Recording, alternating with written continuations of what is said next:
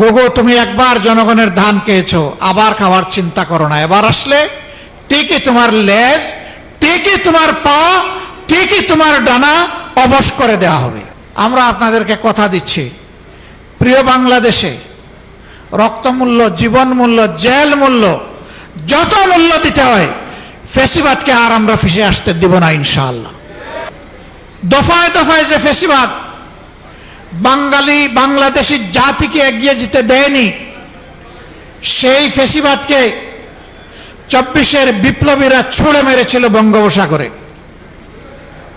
নালায় নর্দমায় ফেলে দিয়েছিল। এখন সেই নর্দমা থেকে এটাকে তুলে আনতে চায় কারা? মনে রাখা দরকার, এই প্রজন্ম প্রমাণ করে দিয়েছে, এই প্রজন্ম যখন জেগে উঠে তখন মাসের পর মাস আর বছরের পর বছর আন্দোলন করার প্রয়োজন হয় না। তখন ওদের বুক চিতিয়ে যুদ্ধ করার সিদ্ধান্তই ফ্যাসিবাদীদের কলিজায় কাঁপন ধরিয়ে দেওয়ার জন্য যথেষ্ট। আমরা বিশ্বাস করি এই প্রজন্ম যথাযথভাবে ফ্যাসিবাদের বিরুদ্ধে এখনো তাদের অবস্থান স্পষ্ট।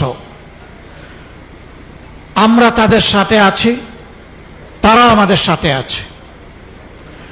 আমরা আপনাদেরকে কথা দিচ্ছি, প্রিয় বাংলাদেশে রক্তমূল্য, জীবন মূল্য, জেল মূল্য, যত মূল্য দিতে হয়, ফ্যাসিবাদকে আর আমরা ফিরে আসতে দিব না ইনশাআল্লাহ।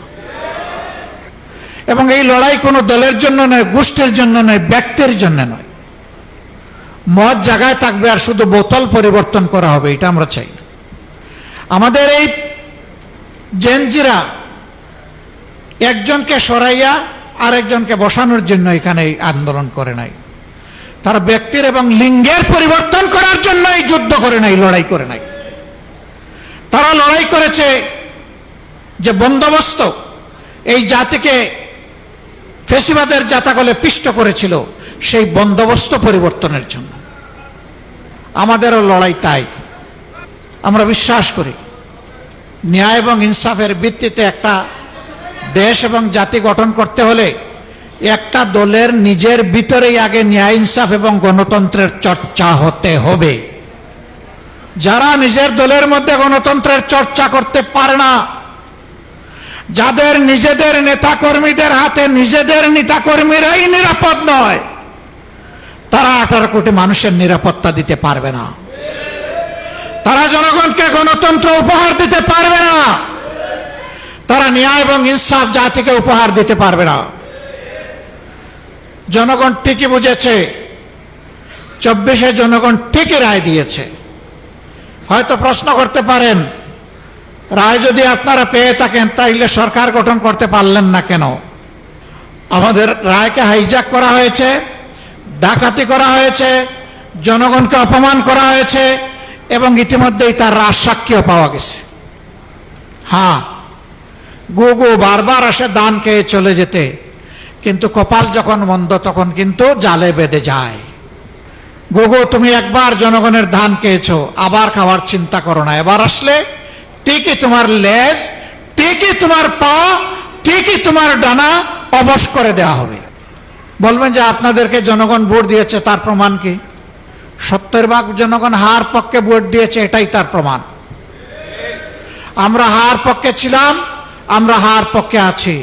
আমরা জনগণের সুপ্রিম উইলে আমরা সম্মান দেখিয়েছি, আমরা দেখিয়ে যাব। এই সংসদ মানুক আর না মানুক, গণভোটের রায় আমরা বাস্তবায়ন করব, আদায় করে ছাড়বো ইনশাআল্লাহ। অতীতের রেকর্ড এই বাংলাদেশে আছে। কেয়ারটেকার সহজে আসে নাই, ওই রকমই আমাদের আনা বিল ফেলে দেওয়া হয়েছিল। আমরা বলেছিলাম, চেয়েছিলাম সংসদে প্রতিকার, দিয়ে দিলেন আমাদেরকে জনগণের কাছে ফিরিয়ে।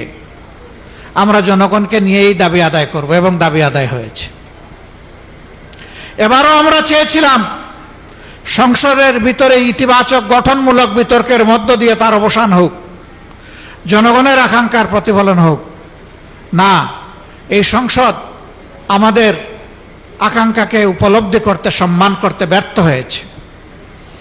আমরা তাই বলেছি, জনগণের রায় বাস্তবায়নের জন্য এখন আমরা সংসদ থেকে জনগণের কাছেই ফিরে যাচ্ছি। এবং গত পরশুদিন জনগণকে সাথে নিয়ে প্রথম কর্মসূচি বাস্তবায়ন হয়েছে। এটা শুরু। এর ভিতর দিয়ে ইনশাআল্লাহ যে আন্দোলন গড়ে উঠবে, এটা কোনো দল, ব্যক্তি, গোষ্ঠীর জন্য হবে না, এটা হবে 18 কোটি মানুষের জন্য। অন্ধতার সাদা ছড়িটি বারবার হারায় না।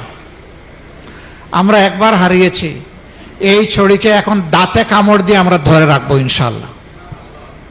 আমি আর কথা বাড়াচ্ছি না, আমি দুঃখ প্রকাশ করছি। পর্যাপ্ত সময় হাতে নিয়ে রওনা করেছিলাম, আসতে পারলাম না।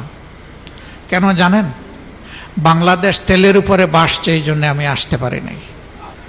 সংসদে যখন সরকারি দলের মন্ত্রীরা কথা বলেন, এমপিরা কথা বলেন, তখন মনে হয় বাংলাদেশে এখন দুধের নহর নয়, তরল সোনার নহর এখন বয়ে যাচ্ছে।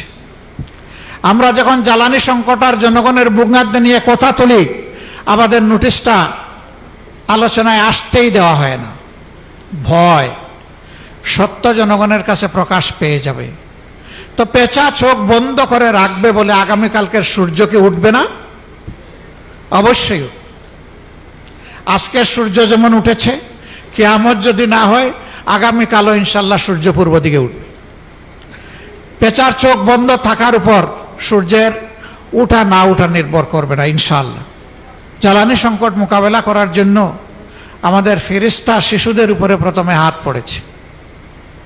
তাদের স্কুল বন্ধ করে দিয়ে ঘরে পাঠিয়ে দেওয়া হচ্ছে। করোনার সময় দারুণ ব্যাহত হয়েছে। অনেক শিশু সন্তান ড্রপ আউট হয়ে গেছে। লেখাপড়া শুধু ছাড়ে নাই, সে বিপথে চলে গেছে, কিশোর গ্যাংয়ের অংশ হয়ে গেছে। এখন আবার যদি একই পথে এই সরকার হাঁটে, তাহলে এই জাতিকে অন্ধত্ব এবং মূর্খতার চাদরে ডেকে দেওয়ার সিদ্ধান্ত নেবে এই সরকার। আমরা এটা রুখে দেব, এইটাও আমরা মানব না।